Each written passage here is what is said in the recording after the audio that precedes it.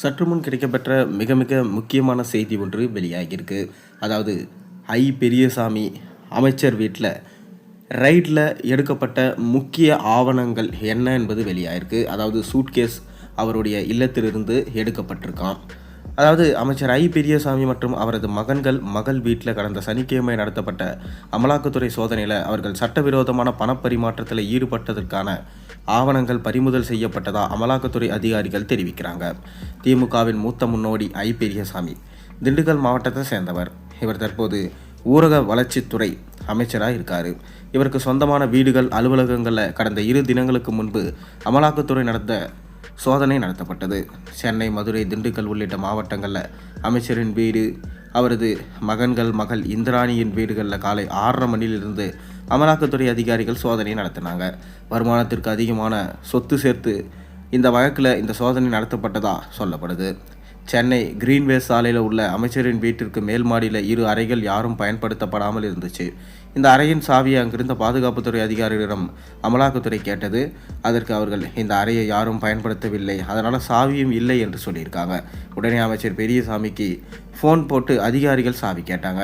அதற்கு அவரும் அதையே சொன்னாராம். உடனே அதிகாரிகள் பூட்டை உடைக்கலாமா என கேட்டாராம். அதற்கு பெரியசாமியும் தாராளமாக என பச்சை கொடி காட்டிட்டாராம். இவ்வாறு எல்லா இடங்களிலும் சோதனை நடத்தப்பட்டது. அதாவது கடந்த 2006 to 2010 ஆண்டு வரை வீட்டு வசதித்துறை அமைச்சராக இருந்தவர் பெரியசாமி. அவர் குடும்ப உறுப்பினர்கள் பெயரில் வருமானத்திற்கு அதிகமாக 2,01,35,000 சொத்து சேர்த்ததா புகார் இருந்திருக்கு.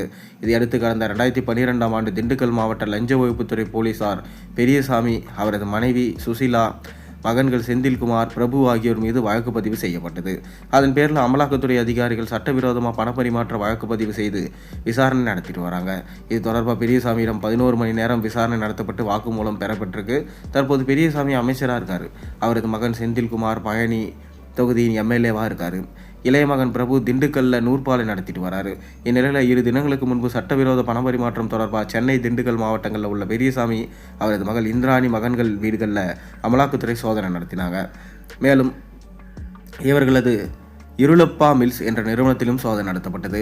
அதில் சட்டவிரோதமான பணப்பரிமாற்றத்தில் ஈடுபட்டதற்கான ஆவணங்கள் கைப்பற்றப்பட்டிருக்கிறதாகவும் முக்கிய சூட்கேஸும் கைப்பற்றப்பட்டதுக்காகவும் தகவல்கள் கிடைச்சிருக்கு. டிஜிட்டல் ஆவணங்களும் சிக்கியிருக்கான். அவற்றை ஆய்வு செய்து வருவதாக அமலாக்கத்துறை அதிகாரிகள் தெரிவிக்கிறாங்க. மேலும் இதுபோன்று நிறைய திமுக அமைச்சர்கள் வீட்லேயும் ரைட் நடக்க போகிறதா தகவல்கள் வந்த வண்ணம் இருக்குது. என்ன ஆக போகுது? இன்னும் 7 மாதம் தான் சட்டசபை தேர்தலுக்கு இருக்குது. இந்த நிலைமையில் இந்த மாதிரி ரைடு என்பது பாஜக அவங்க வைக்கிற பொறியாக இருக்கும் என்று சொல்லப்படுது. பொறுத்திருந்து பார்ப்போம். நீங்கள் என்ன நினைக்கிறீங்கன்றது உங்கள் கருத்துக்களை மறக்காமல் கீழே கமெண்ட்டில் சொல்லுங்கள்.